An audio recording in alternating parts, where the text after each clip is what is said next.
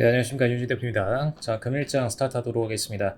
자, 금일 현재 지금 녹화는 8월 17일 기준으로 진행되고 있고, 지금 장 보시는 분들께서는 19일 오전장 기준으로 모니터링하고 계실 겁니다. 자, 현재 차트 움직임 좀 보시면은, 자, 해외장은 뭐 계속해서 치고 올라가는 상승 흐름을 보여주고 있는데, 자, 변수가 하나 있다라면은 전일 새벽장에 한번 낙폭이 심하게 발생을 하다가 뒤늦게 이제 터닝하면서 상승 방향으로 쫙 올라가주는 흐름을 그려줬었고요. 뭐 나스닥 같은 경우에는 그 낙폭 구간이 더 컸었습니다. 더 컸었고 그 구간을 다시 회복해주는 흐름을 보여줬다라는 거 참고로 하시면 좋을 것 같습니다. 자, 근데 일단 지수 자체는 미국 증시는 상승세를 계속 이어가고 있어요. 그래서 매번 제가 강조드리는 부분은 미국 증시의 상승세가 더 좋기 때문에 ETF 같은 상품들을 거래하신다라면은 미국 증시 나스닥이나 S&P ETF를 가시는 게 낫다. 코스피 가지 마시고 이거를 계속 강조를 드리고 있죠. 그래서 그 부분 유념을 하시면 되겠고요. 자, 일단 S&P나 뭐 다우존스 전부 다 상승세 구간 잘 이어가고 있다라는 거 참고하시면 좋겠습니다. 자, 그리고 이제 저번에 제가 말씀드렸던 내용이었죠. 화요일장에 얘기를 드렸던 이 S&P 기준의 내용과 별개로 필라델피아 반도체 지수를 반드시 보셔야 된다라고 얘기를 드리고 있는데, 자, 필라델피아 반도체 지수 기준으로도 현재 지지선 제가 그어드렸던 게 3289선 라인을 그어드렸었고요. 정확히 말하면 제가 이 선을 그어드렸던 건 이미 저번 주에 그어드렸던 거고, 방송을 보신 분들께서 이제 화요일 오전장에 이 내용을 체크를 하셨던 거죠. 아마도 이제 지지선 보기 이틀 전에 이미 먼저 이제 이 지지선에 대해서 언급을 드린 바 있었고, 그게 이제 현재장에서 지지 실질적으로 받고선 반등으로 올라가는 모습 체크를 하셨다. 그래서 필라델피아 반도체 지수가 무너지는 흐름을 일단락시켰기 때문에 이 흐름에 있어서 이제 국내장에서는 유리한 부분이 있다라는 거. 왜냐, 일단 삼성전자와 SK하이닉스가 이 필라델피아 반도체 지수 발로 공격적인 매도세를 더 심하게 당했던 부분이기 때문에, 자, 그래서 그 내용까지 인지를 하시면 됐고요. 자, 이걸 기준으로 현재 이제 국내장 차트 좀 보시면, 자, 국내장의 경우에는 낙폭세 굉장히 지금 강하게 치고 내리고 있습니다. 코스피 제가 언급드렸던 부분, 저번에 이제 선물 옵션과 비교해가지고 낙폭 구간이 어디까지 진행될 거다를 얘기를 드렸었죠. 그래서 현재 장 보시면은 아래쪽으로 더 빠질 수 있는 게 지금 3108선까지 추가로 빠질 수 있다라는 거 유념을 하시면 되겠고요. 코스피 기준으로는 지지 라인이 저기까지 빠져 있기 때문에 더 무너질 수 있다까지 참고하시면 되겠고, 자, 현재 매도세가 스타트 된 거는 사실 이제 3300선 3312선이죠. 정확히 얘기하면 저 라인부터 스타트해서 매도세 빠지고 있는데, 지금 우리나라 원달러가 지금 원화가 달러로 유출되는 과정, 즉 원달러 환율로 인해서 매도세가 그동안에 심하게 외국인들 통해서 나왔었고, 그걸 이제 개인들이 받아내다가 뒤늦게 무너지고 있는 과정이다라고 얘기를 드렸죠. 현재도 외국인 투매세는 지속되고 있습니다. 그래서 이 투매세의 발로 무너지는 폭에 대해서 저번 화요일에 언급을 드렸었고, 자, 일단 1차적으로 무너질 수 있는 건 3108선까지 무너질 수 있다라고 얘기 드렸고요. 2차적으로는 2944선 수준까지 무너질 수 있다. 여기까지 참고를 하시면 되겠습니다. 자, 그래서 일단 1차 발로 무너지는 건 3108선까지 떨어지는 걸 유념하셔서, 만약에 이제 코스피 종목들을 대응하고 싶으시다 라면은 해당 라인까지 충분히 낙폭 보이고 나서 그 다음에 이제 매수에 대한 대응들을 천천히 이어가시면 되겠고요. 자, 만약에 이제 3108선까지 무너지게 될 경우에는 그 다음 구간이 2944선까지 공간이 열려 있는 만큼 그 시점에서 이제 추가 종목 홀딩에 대해서는 비중을 줄여 가실 필요가 있겠습니다. 자, 그 다음 이제 코스닥 기준으로 얘기 드리면, 자, 코스닥은 뭐 다행이라고 해야 될지 모르겠지만, 지금 1차적인 지지 라인이었던 이제 1014선 라인까지 좀 빠르게 무너져주는 흐름을 보여줬죠. 그래서 단기적으로 일단 손실 범위가 커진 상태인데, 일단 일정상으로 봤을 때 만약에 이제 이 낙폭 구간에서 손실 종목이 크지 않았다라고 하신다라면 1014선에서 부분적인 반등을 한 번쯤은 기대해 볼 수 있겠다. 종목별로 반등하는 종목들이 발생할 수 있다라는 거 참고하시면 좋겠습니다. 그래서 이 낙폭 구간을 한 번에 지금 메꿔버린 상태이기 때문에, 원래는 이제 코스피가 더 낙폭이 강했고 코스닥이 더 느린 그런 흐름을 보여줬는데, 코스닥이 이번에 한 번에 다 매도세를 뿜어내면서 지금 1014선 지지라인까지 터치를 했죠. 그래서 일단 1차적으로 여기까지 뺐기 때문에 다음 구간은 지금 아래쪽에 978선 라인이 있고요. 978선 라인이 다음 지지선이라는 거 참고하시면 되겠고, 만약에 이제 1014선에서 더 이상 지지 안 받고 바로 이제 18일장 기준으로 한 번 더 낙폭세 보일 경우 9780선, 아니 978선까지 빠질 수 있다라는 거 참고를 하시면 되겠습니다. 자, 일단 현재 흐름에서 추가적인 낙폭세 나올 수 있다라는 거 감안해서 트레이딩을 진행을 하시면 되겠고요. 자, 현재 시점에서 추가적으로 증시 관련된 부분들 체크하도록 하겠습니다. 자, 삼성전자 기준으로 보실게요. 자, 삼성전자 같은 경우에는 아직 낙폭세를 다 끝내지 않은 상태인데 아래쪽에 남아있는 구간이 72,000선까지 아래 하락 가는 구간 남아있다라고 얘기를 드렸죠. 그래서 지금 거기 구간까지 아직 터치를 보이지 않은 상태인데 일단 코스피가 지지선 라인 부근까지 왔기 때문에, 그리고 필라델피아 반도체 지수가 먼저 반등을 보여줬기 때문에 삼성전자 입장에서는 약간의 호조세를 보이고는 있다. 이 정도 참고하시면 되겠고, 다만 위에 말씀을 드렸듯이 해외 증시 상으로 볼 때도 지금 증시가 아직 무너지는 폭도 남아 있다라는 거, 그리고 지금 시장 자체에서도 업종 부분 체크하셨을 때도 지금 코스피 지수가 더 추가적으로 무너질 수 있는 구간 3108선까지 남아있다라는 거, 이렇게 두 가지 체크하시면 사실상 이제 삼전을 지금 시점에서 공격적으로 담기에는 분명히 리스크가 있다라는 거를 참고하실 수가 있겠죠. 물론 이제 과거 개별 종목의 특성상 삼성전자에 대해서 얘기를 하자면 개별 종목의 특성상은 이 정도 개파락 낙폭 구간이 긴 경우에는 원래 지지선보다 조금 더 일찍 반등이 나왔던 케이스들이 많습니다. 삼성전자 자체 모멘텀이 워낙 강했기 때문에. 근데 일단 올해는 반도체 업황 자체가 하반기에 안 좋다라는 부분을 계속 강조를 드렸었기 때문에 그 부분의 영향권을 생각을 하신다라면은 지금 필라델피아 반도체 지수 무너지는 상황에서 굳이 칼을 잡지는 않겠죠. 그래서 이 부분까지만 참고하시면 되겠고요. 유일하게 좋은 건 지금 필라델피아 반도체 지수가 3289선에서 지지받고 선치고 올라가고 있다라는 거 하나. 딱 그거 하나 때문에 지금 삼전 반등세를 볼 수가 있다라는 거. 네. 추가적으로 가장 좋은 시나리오는 이제 신규로 잡으시려는 분들 혹은 이제 비중을 줄였다가 다시 태우시려는 분들께서는 삼전이 확실하게 이제 72,000원 수준까지 밀려줬다가 그 다음 시점에서 매수에 대한 트레이딩 들어가고 그동안 밀렸던 낙폭 부분만큼 반등 들어가고 이게 제일 사실 깔끔한 시나리오입니다. 근데 아직까지 외국인들은 청산 물량을 던지고 있는 시점이기 때문에 함부로 반등을 예측하시지 마셔라. 그리고 지금 문제가 지금 떨어지는 와중에 외국인이랑 기관 지금 다 팔고 있는데 그 와중에 이제 개인들은 그 물량들 다 사들이고 있거든요. 즉 이게 문제점이 뭐냐면은 저번에 작년도에 이 떨어지는 칼을 받아내가지고 수익 실현을 했던 경험이 있기 때문에 이 정도 낙폭 구간도 똑같이 어떤 상승세 흐름이 발생할 것이다. 주가는 계속해서 이런 흐름을 반복할 것이다. 라고 생각하는 어떤 문제점이 있습니다. 그래서 이게 실제 승리로 이어질 확률이 작년도보다는 분명히 떨어졌어요. 왜냐?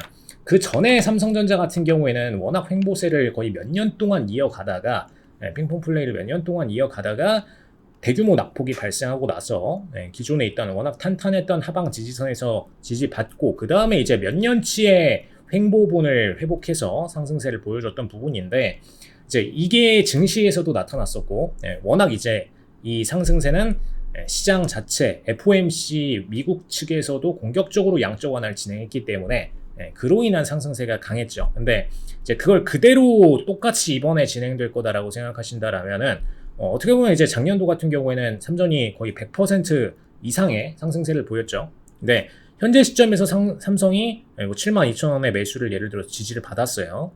받고 나서 14만원까지 치고 올라갈 것이냐? 절대로 그렇진 못하다라는 거죠. 현재 시점에서 앞으로 1년 투자를 해가지고 여기서 또 추가적인 2배의 수익을 본다라는 거는 거의 불가능에 가까운 수준이기 때문에 자 물론 이제 몇 년이 지나고 삼전이 그만큼의 어떤 시가총액적인 매출 증가가 일어난다라면 그 시나리오에선 가능하시겠지만 현재 시점에서 단기적으로 같은 패턴의 작년과 같은 패턴의 흐름을 이어갈 거다라는 생각은 오산이라는 거 참고하시길 바라겠습니다. 네, 제일 문제점이 그거예요. 지금 개인 투자자들이 작년도 학습 때문에 떨어지는 칼을 잡는 게 반대로 이제 수익으로 가는 지름길이다라고 아예 학습이 되어버렸다는 거. 근데 아직은 살짝 이릅니다. 현재 지금 개인 신용 비율이 분명히 좀 더 떨어질 필요가 있고, 작년도 같은 시점에서는 개인 비중이 그렇게 높지 않았어요. 오히려 이제 기관과 외국인들 비중이 압도적으로 높았었고, 그 시점 이후에 이제 개인들이 치고 올라가면서 매수를 했는데, 현재 시점에서는 원래 올해 떨어졌어야 되는 분만큼 안 떨어지고 외국인들의 물량들을 개인이 다 받아냈다라는 거. 그게 이제 현재 시점에서의 리스크라는 거. 만약에 이제 개인들이 투매세로 전환을 해서 매도를 던지기 시작하면, 한마디로 이제 작년도 교육이 우리한테 틀린 게 아닐까라는 의심 속에서 공격적으로 투매세를 던지는 그 시점, 그 시점에서 이제 시장의 낙폭세가 과도하게 발생할 수 있기 때문에, 자, 그 부분에 대해서는 주의할 필요가 있다라는 거 참고하시면 되겠습니다. 자, SK 하이닉스도 마찬가지예요.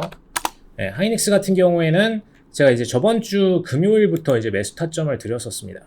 매수 타점이 궁금하신 분들께서는 아래 톡방 들어오셔가지고, 아래 배너상에 톡방 들어오셔가지고 한번 체크를 해보시면 되겠고요. 아직까지도 그 매수가 터치하지 않았습니다. 활성화가 가능한 부분이고, 자, 그래서 이제 하이닉스 같은 경우는 조금 더 일찍 매수를 드렸던 게 삼전보다는 좀 더 탄탄한 기업 평가를 받고 있기 때문에, 자, 기업 자체가 탄탄하다라는 표현보다는 정확히 말하면 이제 하반기 매출 부분에 있어서 삼성보다는 낙폭 구간이 덜하다라는 평가를 받고 있는 와중이기 때문에, 그리고 이제 DDR5 관련된 언급도 추가적으로 상승세 호조를 조금 더 삼전보다는 일찍 끌고 가주는 모멘텀 를 가져가고 있죠. 그래서 이 두 가지 때문에 이제 SK하이닉스를 조금 더 매수 타점을 일찍 드렸던 부분이고, 근데 SK하이닉스는 먼저 지금 올라가고 있습니다. 먼저 올라가고 있고, 고가 벌써 이제 103,500원 단가까지 상승을 보였는데, 자, 이건 이제 매도량에 대해서 쇼커버링 발생한 물량이죠. 그죠?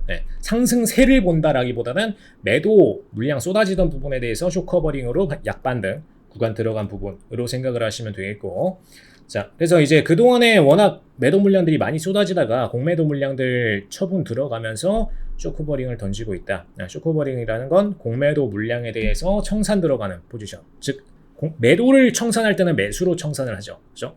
그렇기 때문에 반대로 이제 매수로 튀는 그 효과를 얘기하는 겁니다. 자, 그 정도이고, 외국인들이 지금 공격적으로 매수를 들어오고 있지는 분명히 않다라는 거 참고로 하시면 되겠습니다. 자, 이제 금일부터 이제 정확히 말하면 이제 8월 17일장입니다. 제가 지금 녹화 방송 드리는 게 8월 17일장 기준이기 때문에, 자, 8월 17일 기준 거래량 보시면은 일단 외국인들이 이 쇼커버링으로 인해서 순매수 플러스 쪽으로 나오기 시작을 했어요. 나오기 시작을 했고, 저점에서 매수하려는 일부 투신, 그 다음에 뭐 상호펀드, 뭐 연기금 같은 경우에는 서서히 이제 매수 물량들을 투입을 하기 시작을 했습니다. 자, 그래서 이제 이 물량들이 앞으로 한 보름 정도 동안에 점차 이제 매도해서 서서히 증가하는 흐름으로 전환이 될 텐데, 자, 문제는 현재 시점에서 이제 선물장 입장에서는 아직 조금 더 매도세를 뽑아내야 하는 게 현재 코스피 상황이기 때문에, 그런 면에 있어서 갑자기 한 번에 순매수가 이제 저번에 매도장에 터졌던 것처럼 지금 막 60몇만 개 정도가 한 번에 터지는 그런 정도는 아닐 거다라는 거 참고로 하시면 되겠습니다. 자, 그래서 그 부분이 가장 이제 변수인 상황이고요. 자, 그 다음에 이제 시장에서 가장 핵심적인 부분으로 양대 산맥으로 거쳐지고 있는 게 지금 사실상 이제 전기차 관련된 섹터인데, 자, 양대 산맥의 테마는 전기차 백신입니다. 전기차 백신이고, 이제 그 중에서 가장 메인을 치고 있던 게 이제 삼성 SDI 같은 종목들이었죠. 삼성 SDI 같은 경우 전기차 섹터에서 가장 메인을 달리고 있었고, 자, 근데 삼성 SDI 같은 경우에는 이미 이제 목표가에 도달을 했습니다. 81만 7천 원이라는 목표가에 도달을 했고, 이제부터는 청산 물량들이 터지는 시점이기 때문에 기관들은 물량들을 털기 시작한다라는 거 참고로 하시면 되겠습니다. 그래서 오히려 이제 현재 시점부터는 2차 전지 관련된 대형주를 끌고 가는 것은 분명히 리스크가 있다라는 거 참고로 하시면 되겠고요. 2차 전지 관련된 대형주는 앞으로 이제 보름 정도 동안에 낙폭 구간을 거칠 수 있다 참고하시면 되겠고, 그다음에 이제 8월 26일장 기준으로 금리 변동에 대한 부분, 금리 인상이 만약에 실질적으로 될 경우 신용 비율이 높은 종목들은 또 추가적인 비중 축소가 들어가기 때문에, 그런 면에 있어서 지금 삼성 SDI 같은 경우, 뭐 삼전도 마찬가지였습니다만 SDI 같은 경우도 개인들이 워낙 신용 비율을 많이 태워가지고 상승세를 끌고 가고 있었던 와중이기 때문에 조금 더 청산 물량이 터질 필요가 있습니다. 다만 이제 안정적인 건 그나마 이제 이번에 상승세를 끌어냈던 게 SDI 같은 경우에는 외국인들이 순매수를 끌어주면서 상승세를 끌고 왔다라는 거. 그래서 견인해서 끌고 왔기 때문에 상대적으로 조금만 하락을 해도 신용 비율은 빠르게 해결될 수 있습니다. 그래서 일단 1차적인 지지 라인은 SDI 같은 경우에는 72만 4,500원 정도의 위치에 있다 정도까지 참고로 하시면 되겠습니다. 자, 1부 여기까지 마무리 드리고요. 현재 내용에 대해서 정확하게 더 스터디하고 싶으신 분들께서는 아래쪽에 카톡 링크로 들어오시면은 관련 내용들 자료 추가적으로 드리도록 하겠습니다. 자, 저희는 2부에서 뵙겠습니다.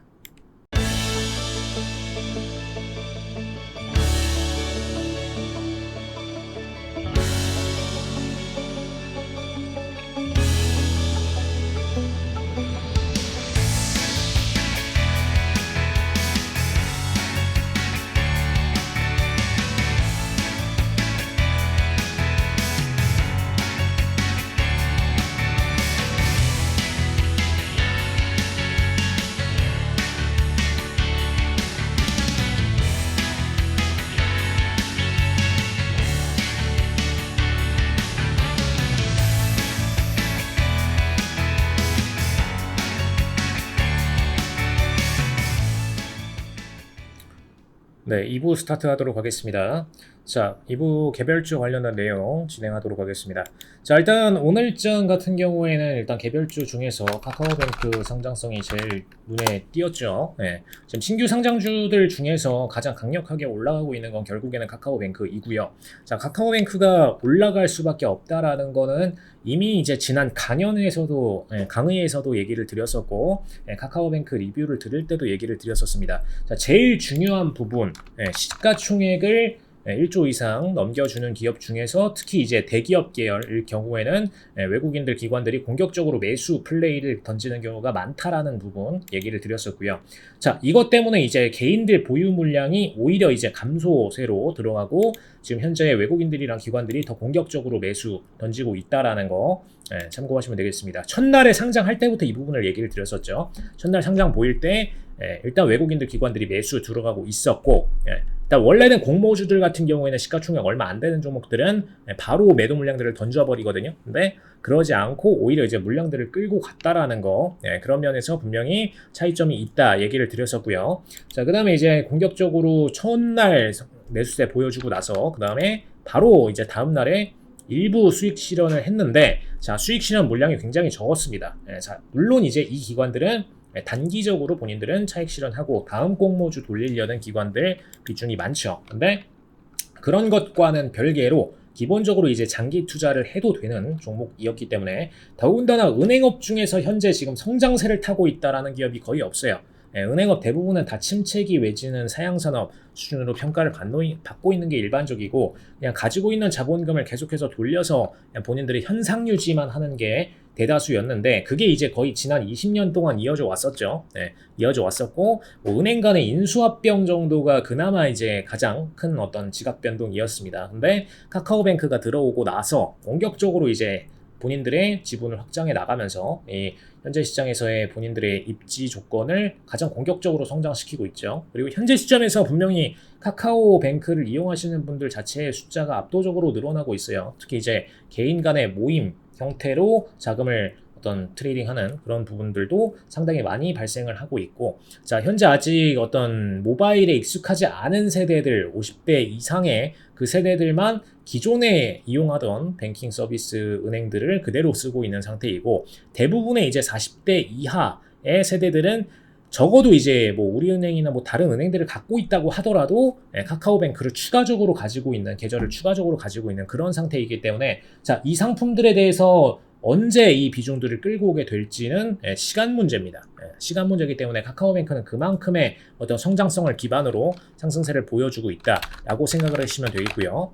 자, 근데 이제 신규 성장 종목들이 전부 다 오르는 건 아닙니다. 그래서 이 부분들에 대해서 분명히 인지를 하실 필요가 있겠고, 자, 최근에 이제 크래프톤 같은 기업들, 크래프톤도 일단 상장하고 나서 기관들이 그래도 빠르게 매수를 해주고는 있어요. 첫날에 바로 이제 외국인들이 매도 물량들을 던지기 시작을 했고, 이로 인해서 이제 매도 물량으로 인한 밀림세가 상당히 있었는데, 자, 그래도 일단 기관들이 한 3일차 지나고 나서 매도 물량들 쏟아지고 나서 외국인 기관들이 매수세로 돌아서면서 다시 물량들을 받아내고 있다라는 거 참고를 하시면 되겠고, 자, 이렇게 되는 기점 제가 저번에도 얘기를 드렸는데 시가총액적인 면이 상당히 크게 작용한다라고 얘기를 드렸죠.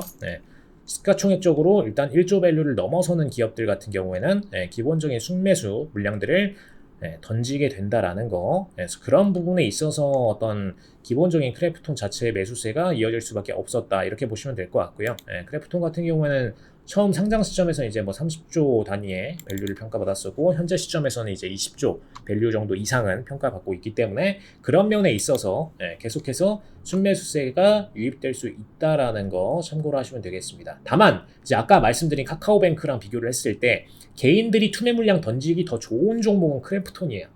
개인들이 별로 신뢰를 하지 않기 때문에. 그래서 그런 면에 있어서 투매세는 계속 발생하겠지만 일단은 상대적으로 1조 평가, 대기업 계열은 아닙니다. 그죠? 대기업 계열이라면 더 좋은 순매수를 받겠지만 그러진 않아도 일단은 1조 밸류 넘어선다는 면에서 크래프톤은 순매수를 받고 있다. 약하지만 받고 있다. 이 정도로 보시면 되겠고요. 자, 근데 이제 점점 시간이 가면서 공모주에 대한 어떤 청약 열기 부분이 살짝 줄어드는 면도 있고, 그리고 시가총액적으로 굉장히 떨어지면서 가장 문제되는 이 밸류 자체에서 적음면뿐만 아니라 개인들의 어떤 매수 성향 자체도 적은 종목들 같은 경우 그냥 바로 상장하자마자 청산 물량들을 던져버린다라는 거. 그래서 지금 이 종목 보시면은 딥노이드죠. 오늘 상장 지금 21년 8월 17일 기준으로 녹화드리고 있기 때문에 8월 17일 상장한 딥노이드 같은 경우에는 바로 투매세로 전환하면서 떨어지고 있습니다. 애초에 시총 자체가 그렇게 큰 기업도 아니기 때문에 투매 물량들이 굉장히 세게 발생을 하고 있어요. 그래서 그런 면에 있어서 매도세라고 보시면 되겠고, 자, 일단은 이 투매세 구간에 있어서 그 과정에서의 투매세라고 보시면 되겠습니다. 자, 일단 이 상태로 매도 물량들 발생했었고, 거의 지금 딥노이드 같은 경우에는 아예 하한가 마감 처리가 됐고요. 자, 그 부분 외에 추가적으로 최근에 상장된 종목들 한번 뭐 더 보시면은 플래티어 같은 종목들. 자, 플래티어 같은 경우에는 아예 이제 가장 이상적인 상장 방식 패턴이었습니다. 자, 플래티어 같은 경우에는 상장 보이고 나서 일단 첫날에는 상한가를 진행을 했었죠. 저희 같은 경우는 플래티어에 대해서는 추천 관심 종목으로 드렸었고, 플래티어 상장 이후에 바로 이제 상한가 도달을 시켰었습니다. 시가 대비 상한가를 도달을 시켰었고, 자, 그 다음에 이제 다음 날부터 청산 물량이 스타트가 됐었죠. 자, 다음 날부터 바로 이제 매도 물량들 쏟아지기 시작을 했고, 자, 기본적으로 이 종목도 시가총액이 지금 뭐 3천억도 안 되는 그런 밸류이기 때문에 현재 시점에서 투매세가 발생할 수밖에 없었다. 이렇게 보시면 되겠습니다. 그래서 신규 상장 종목들 같은 경우에는 대응 방식에 분명히 차이가 나고, 그 중에서도 시장 인지도가 있느냐 없느냐, 그리고 시장에서 대기업 계열이냐 아니냐, 이 부분까지 고려되시면은 보다 명확하게 시장에서 투매세가 나올지 아닐지를 캐치를 하실 수가 있다라는 거 참고로 하시면 되겠습니다. 자, 그 아까 전에 언급을 드렸던 딥노이드의 경우에는 재무까지 한번 체크를 해보시면은, 자, 애초에 기술성 상장 방식으로 올라가는 플랫폼이었기 때문에 기본적으로 매출 모멘텀 자체도 거의 없어요. 그래서 이제 이런 종목들은 정말 그냥 상장 자체가 목표인 종목들이죠. 그래서 저번 강의에서 얘기를 드렸던 내용, 상장 자체가 목표인 종목들은 애초에 기업이 뭔가 평가를 인정받고 이 친구들은 시장에서 거래를 원한다. 시장에서 거래를 원하기 때문에 상장을 시킨다 라는 기업들이 있고, 자, 이런 종목들은 시장에서 상장을 원하는 게 아니라 이 기업을 살려주기 위해서 상장을 시켜줘야 된다라는 이 거래소에 굉장히 어떤 뭐라고 해야 될까요? 그냥 기본적으로 이 기업을 살리기 위한 그냥 본인들의 목적을 띄고 있기 때문에 그런 면에 있어서의 상승세라고 보시면 되겠습니다. 그래서 그런 면에 있어서 이제 공모가를 워낙 낮게 평가를 준 다음에 시가 대비 공모가를 띄워주고, 그러고 나서 바로 이제 청산 물량들을 던져버리는 그런 상태라고 보시면 되겠습니다. 자, 그런 면에 있어서의 차이가 있다라는 거 참고하시면 되겠고요. 자, 그럼 이제 금일장 패턴 좀 보시면은, 자, 금일장에서 가장 눈에 띄는 종목들, 이제 상장 종목에 대해서 언급을 드렸었고, 그 다음에 SK 하이닉스 같은 경우에도 아까 저 일부에서 언급을 드렸고요. 자, 오늘의 가장 하이라이트는 SK 바이오사이언스와 그 관련주들이었죠. 자, SK바이오사이언스 같은 경우에는 공격적으로 탄력적인 성장세를 보여줬는데, 자, 8월 17일장 기준으로 한 25%가량의 성장세를 보여줬습니다만, 자, SK바이오사이언스는 저번 시간에 언급을 드렸듯이 일단 지금 모더나의 경쟁 제품이라고 국내에서는 평가를 받고 있고, 자, 물론 모더나의 경쟁 제품이 아닙니다. 경쟁 제품이 아니고 오히려 이제 노바백스 같은 경우에는 애초에 개발도상국 이하 국가들을 타겟팅해서 만든 백신들이라는 거. 그래서 그 백신들의 특성상 기본적으로 내년도부터 실질적인 매출 수혜가 발생을 할 것이고, 올해는 당장 매출 수혜가 이어지기는 어렵다라는 거. 이 두 가지를 참고하실 필요가 있겠고요. 자, 기본적으로 이제 mRNA 대비해서 인지도가 떨어져요. 인지도가 떨어지고 선호도도 떨어집니다. 그래서 이제 OECD 주요국들 같은 경우에는 아직까지 올해 최대 백신 매출처죠. OECD 주요국들은 계속해서 이 mRNA 관련된 발주량을 늘려왔었고, 이 물량들은 대부분 다 가장 높은 확률로 백신에 적용이 될 수 있는 mRNA 위주로 이루어져 있었는데, 자, 문제는 이게 유통이 어렵다는 부분 때문에 정말 이제 과학적으로 설비들이 잘 갖추어져 있는 기관들, 국가들만 계속해서 수입을 진행해 왔었습니다.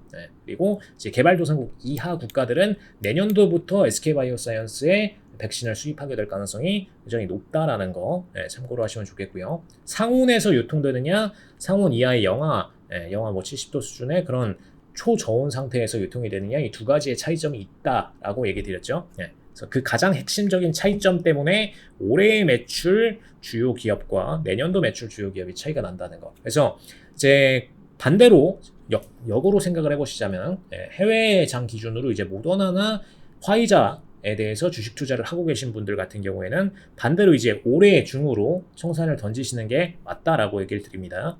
자, 올해 청산을 던져야 이제 내년도부터는 올해 수준만큼의 백신 물량 발주량이 안 나오거든요.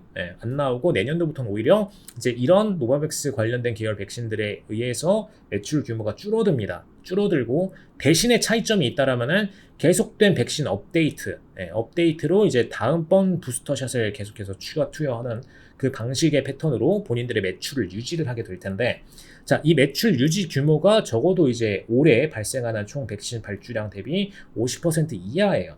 이하이기 때문에 그런 면에 있어서 매출적인 차이가 있다라는 거. 그래서 뒤늦게 백신을 이제 어디든 유통 가능한 방식으로 개발했던 SK바이오사이언스는 상대적으로 수혜를 치고 있는 부분이고, 자, 그 다음에 이제 서린바이오가 SK바이오사이언스의 관계 기업이라고 얘기를 드렸죠. 실질적인 발주 수혜를 가져갈 수 있는 기업이 서린바이오였고, 자, 서린바이오는 이미 저저번 주부터 계속해서 언급을 드려왔습니다. 저번 주에 집중적으로 SK바이오사이언스 이후에 가장 수혜되는 종목 중 하나다라는 부분을 강조를 드려왔고요. 그리고 서린바이오 같은 경우에는 지금 17일장 현재 기준으로 상한가를 추가 기록을 시켰죠. 그래서 이런 부분들 분명하게 기억을 하실 필요가 있겠고, SK바이오사이언스 건으로 인해서 올라간 거기 때문에 그냥 단순히 뭐 공시 안 떠 있고 내용 없다고 해서 관련된 게 없다라고 그냥 생각을 하시면 안 되고 파인딩을 하셔야 됩니다. SK바이오사이언스와 관련돼 있는 기업들이 포진을 하고 있고, 다만 이제 차이점이 있다라면은 뭐 예를 들어서 삼성전자가 반도체 관련된 섹터로 수혜를 보고 그 관련된 부품주들이 수혜를 본다, 이런 것처럼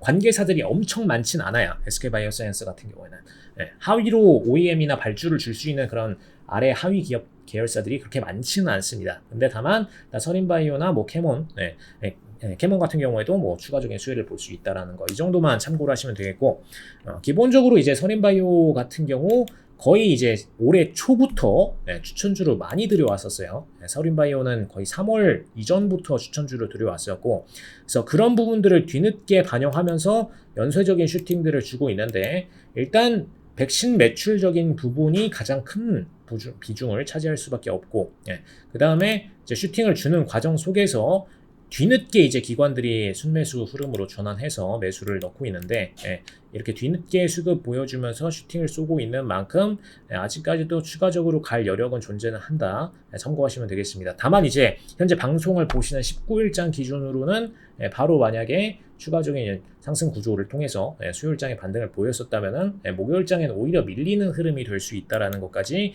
참고하실 필요가 있겠습니다.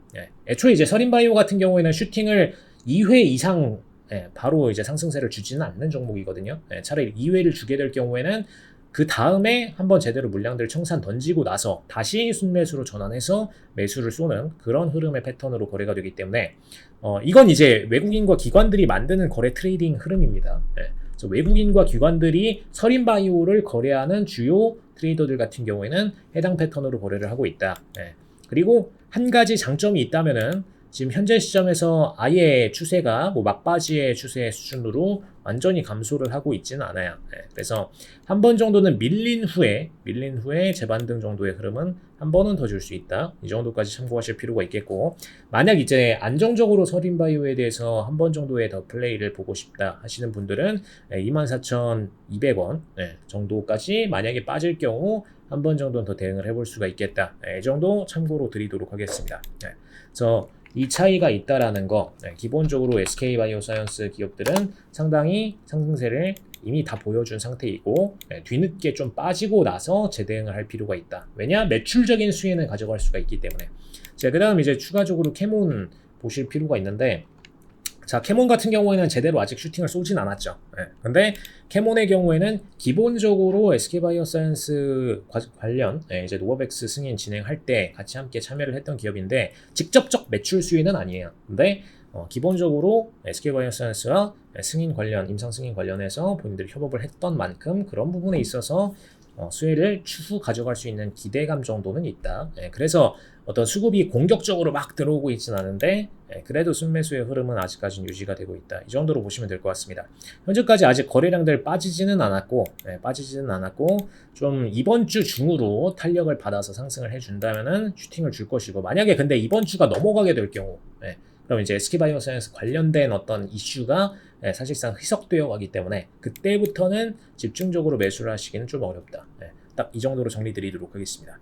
일단 개별주 관련된 섹터 얘기들 여기까지 정리 드리도록 하고요. 저희는 3부에서 진행 드리도록 하겠습니다. 자, 추가적으로 궁금하신 부분들, 개별 종목들 궁금하신 부분들은 아래쪽 톡방 링크 통해서 들어오셔서 추가적으로 내용들 질문 주시면 답변 드리겠습니다.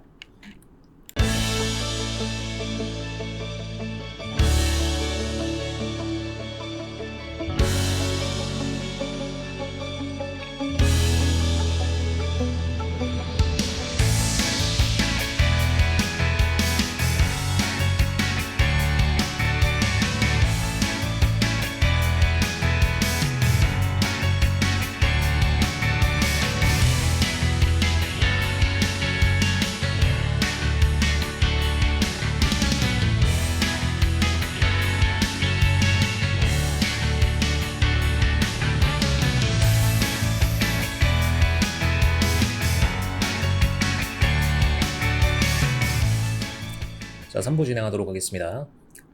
자, 현재 지금 시장 계속해서 공격적인 매수세 방향으로 올라가다가 지금 오히려 이제 매도세 방향으로 꺾여서 떨어지는 모습 보이고 있는데, 자, 일단 지수 기준으로 체크를 좀 하실게요. 자, S&P 기준으로 계속해서 상승세 보여주다가 지금 17일장 이제 새벽 기준으로 폭락세가 발생을 했죠. 폭락세가 좀 세게 발생을 했었고, 그 다음에 이제 터닝 어라운드 보이면서 다시 이제 매도분의 만큼 회복세를 보이고 있는데, 자, 일단 시장 자체가 아예 뭐 매도세로 전환했다 이런 건 분명히 아닙니다. 매도세로 전환했다라고 보시는 건 좀 이른데, 다만 이제 분명히 고려하셔야 될 부분이 하나가 있다라면은, 자, 일단은 저번에 계속해서 얘기 드렸던 게 고용지표가 지금 8월에 좋게 나왔는데 8월 호조가 됐는데 이 호조가 9월부터는 바로 악재로 돌아설 거다라고 얘기를 드렸죠. 바로 악재 전환 들어가기 때문에 이 부분으로 인해서 미리 지금 소매 판매 지표 벌써 악화되고 있습니다.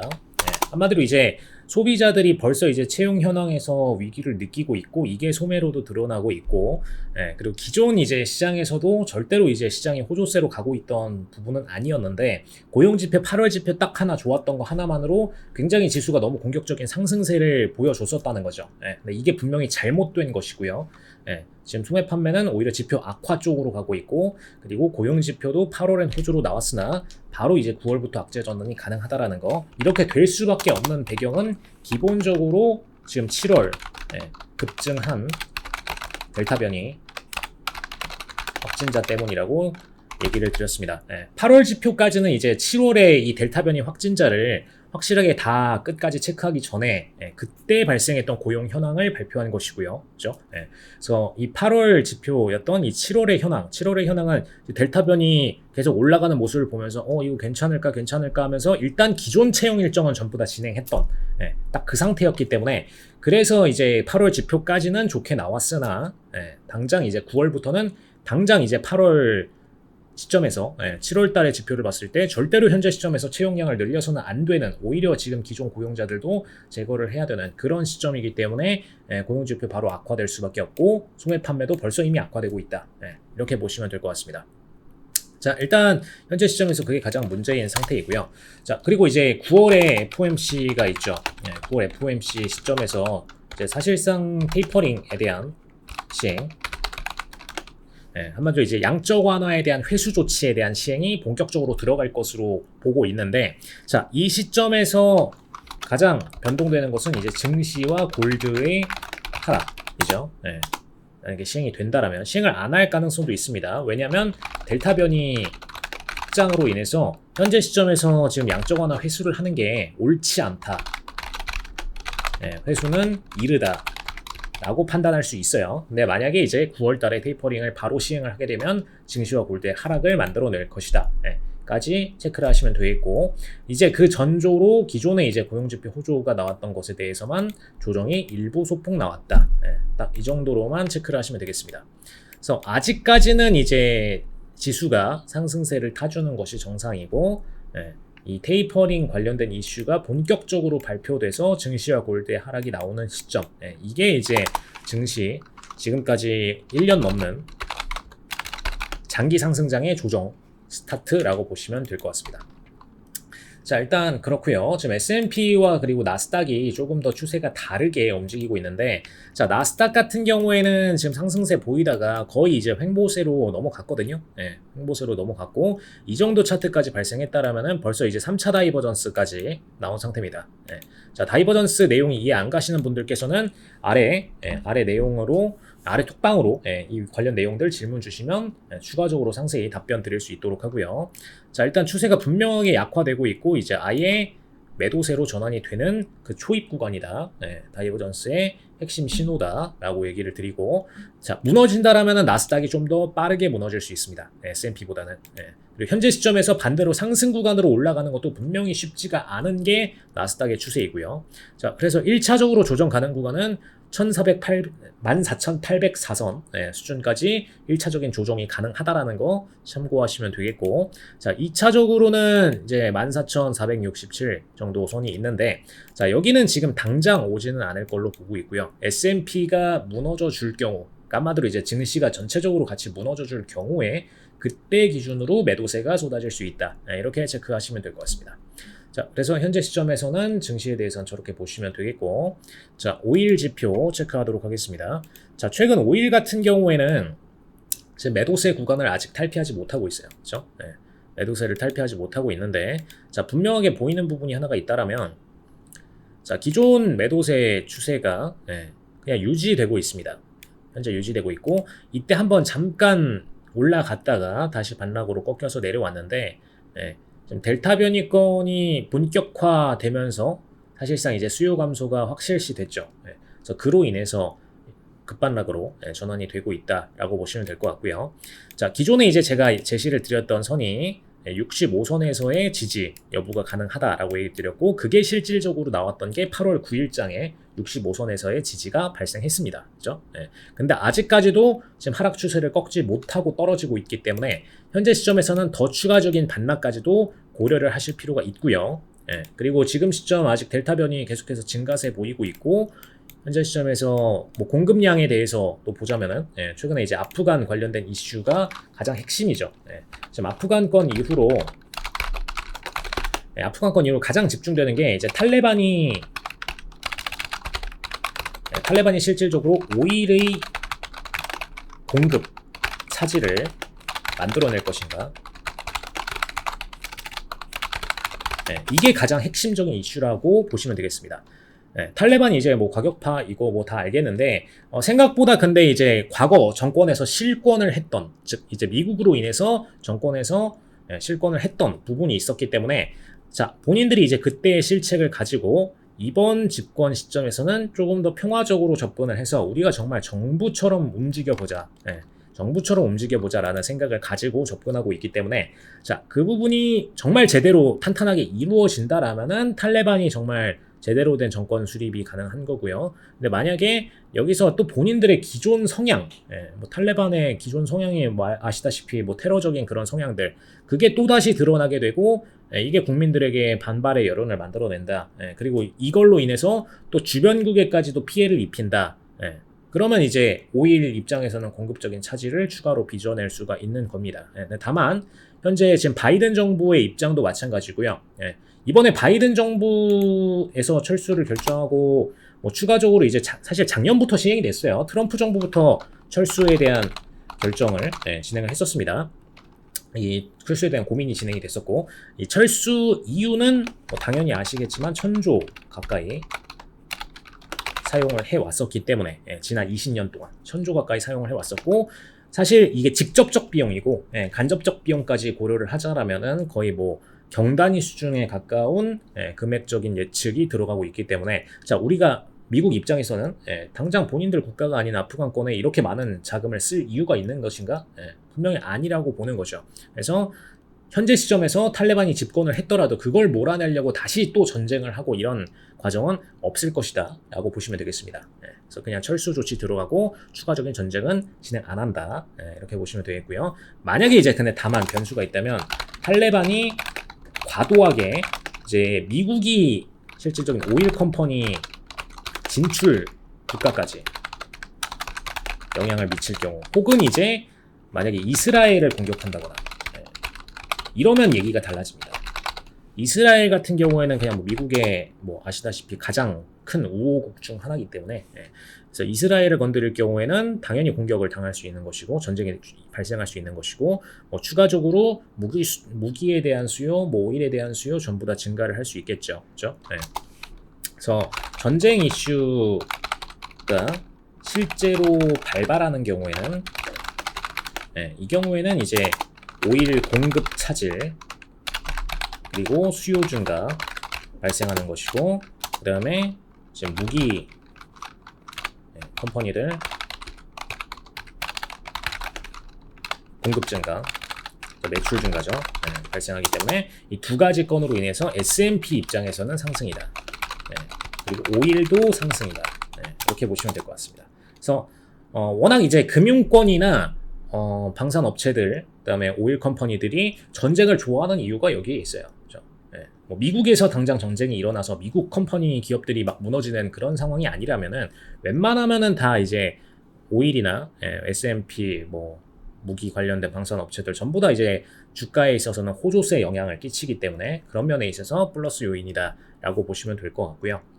그래서 일단 이 요인들이 있기 때문에 전쟁 관련된 이슈로 넘어갈 경우에는 이렇게 대응하시면 되고 전쟁 관련된 이슈가 없이 현재 그냥 집권 상황 그대로 흘러갈 경우는 미국도 굳이 건드리려고 안 하기 때문에 그냥 그대로 흘러갈 경우 오일과 증시에는 큰 영향이 없다.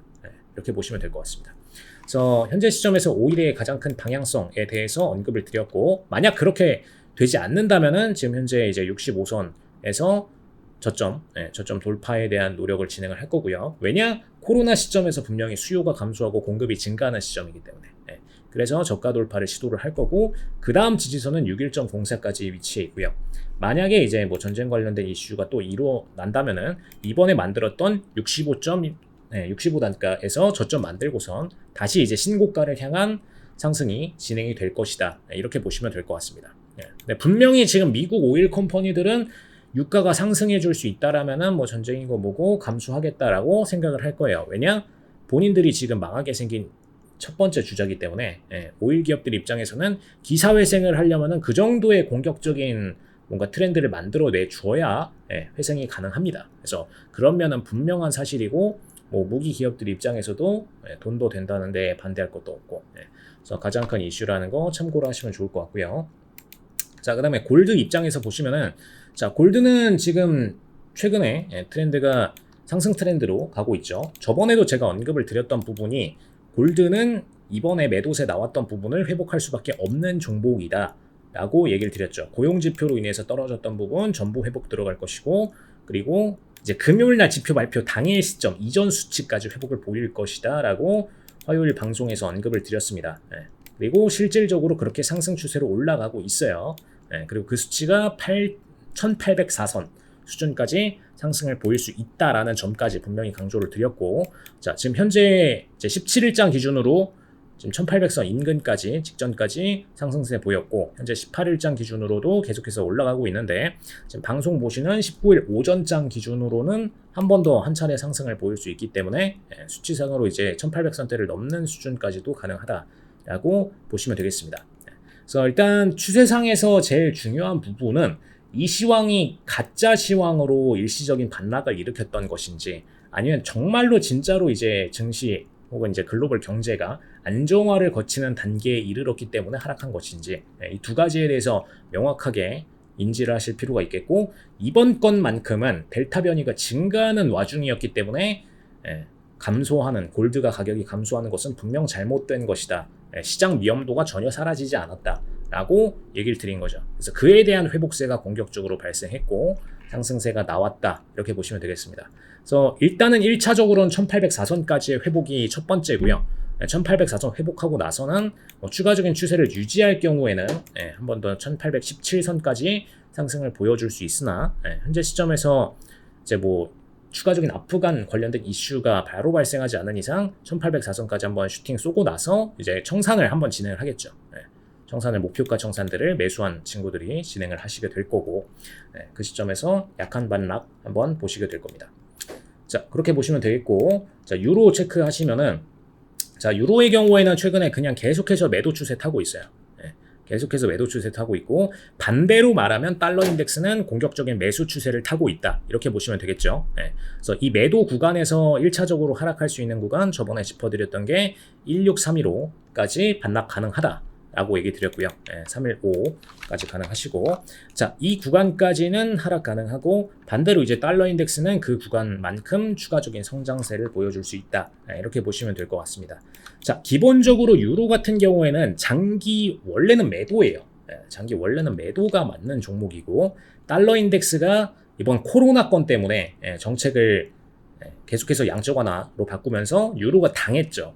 당해서 이제 반대로 상승을 보여줬던 부분이고, 유로 입장에서 어떻게 보면 덕분에 다행이었습니다. 코로나가 아니었으면은 유로는 계속 폭락해서 1.05 수준까지 넘어서 더 빠졌을 거예요. 근데 코로나 건으로 인해서 미국이 양적 완화를 진행해 주니까 덕분에 폭락할 뻔하다가 반등했습니다.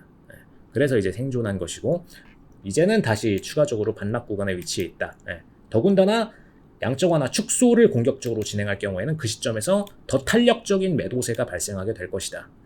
이렇게 보시면 되겠습니다. 그래서 만약에 이제 9월 시점에서 양적 완화 축소를 미국이 발표할 경우 유로는 1.12까지의 추가적인 하락세 보셔야 된다는 거 참고하시길 바라겠습니다.